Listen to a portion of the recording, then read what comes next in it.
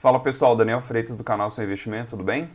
No vídeo de hoje vamos falar um pouquinho sobre diversificação de investimentos na reserva de emergência. Isso mesmo, já deve ter ouvido falar, né? E algumas vezes eu comentei isso aqui no canal, falei em algumas lives, falei especificamente em um vídeo falando sobre reserva de emergência e hoje eu vou dar mais detalhes de como que funciona isso. Mas antes quero pedir sua ajuda, se ainda não é inscrito no canal, se inscreva e também deixe o seu like que é extremamente importante.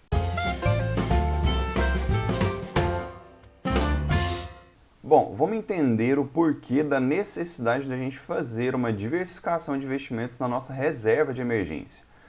Pois bem, o ano passado, quando a gente teve uma situação extremamente peculiar, em março do ano passado, quando teve aquela situação toda da Bolsa, teve uma movimentação muito diferente do que a gente está acostumado, que teve aquela queda na Bolsa e até mesmo os títulos de renda fixa sofreram com essa situação. E um ponto que eu quero levar em consideração foi uma situação específica com o Tesouro Direto. Então, naquela época, a gente tinha dinheiro investido, muitas pessoas tinham dinheiro investido no Tesouro Selic para a montagem da reserva de emergência. Eu era uma dessas pessoas. Só que o que aconteceu? Conforme aquela volatilidade do mercado aumentava, todo mundo queria tirar o seu dinheiro desses títulos, seja de renda fixa, seja de renda variável, porque ninguém sabia o que estava acontecendo. Na verdade, as pessoas sabiam e temiam que poderia ficar pior. Pois bem, o que o Tesouro Direto fez para bloquear essa volatilidade momentânea? Ele simplesmente travou a plataforma do Tesouro Direto. Ele simplesmente bloqueou que as pessoas conseguissem ter acesso à plataforma. Então, dessa forma, as pessoas não conseguiriam tirar o dinheiro. Simples assim. Então, eu, por exemplo, eu não iria tirar o meu dinheiro por causa daquela situação. Eu não sofri nenhum impacto que eu precisasse daquele dinheiro como reserva de emergência. Mas caso uma pessoa tivesse a necessidade de tirar aquele dinheiro por causa de uma emergência, a pessoa simplesmente não iria conseguir tirar aquele dinheiro do Tesouro Selic. Ele ia ficar preso, não somente do Tesouro Selic, mas qualquer título do Tesouro Direto. Isso foi um ponto que me chamou muita atenção e não tinha acontecido antes.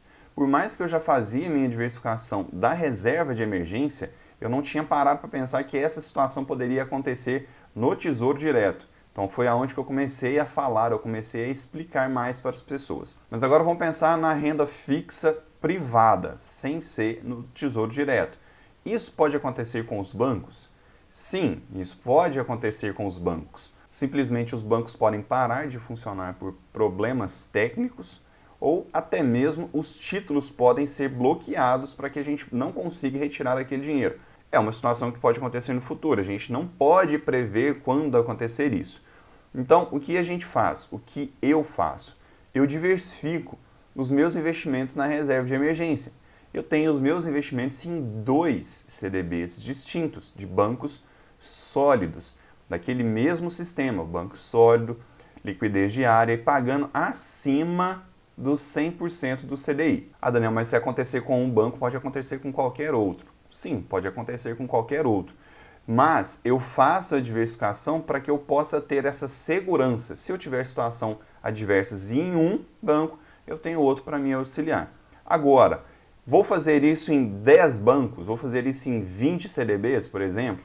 Eu acredito que quanto mais investimentos a gente tem investido para uma finalidade só, pode ser que em um determinado momento a gente se perca em relação ao controle. Então eu acredito que no máximo, 3 CDBs seriam ideais para que a gente fizesse essa diversificação, de 3 a 2 CDBs. Mas isso não é uma regra, não quer dizer que você tenha que fazer isso. Você vai fazer isso se você achar necessidade de fazer essa diversificação. Lembrando, sempre coloque seus investimentos da montagem da reserva de emergência em títulos de bancos sólidos, em títulos, tá pessoal? Em CDBs de ótimos bancos, que tenha liquidez diária e que tenha pagamentos acima ou igual 100% do CDI. Esses pontos são pontos extremamente importantes que a gente tem que levar em consideração. Mas entender o porquê da diversificação é importante também. Mas isso não quer dizer que você tenha que fazer. Isso é o que eu faço, que eu acho que é interessante para a minha proteção. Mas isso você vai avaliar conforme a sua necessidade e conforme os seus investimentos. Agora, comenta aqui embaixo, você sabia de diversificação de reserva de emergência, de investimentos na reserva de emergência? Comenta aqui se você já faz ou se você não sabia e o que você achou. Fico muito feliz da sua presença aqui comigo. Se ainda não é inscrito no canal, se inscreva e deixe o seu like, que é extremamente importante para que o YouTube possa divulgar os nossos vídeos e divulgar o canal para mais pessoas que querem aprender sobre investimentos. Nos vemos no próximo conteúdo. Um forte abraço e até breve.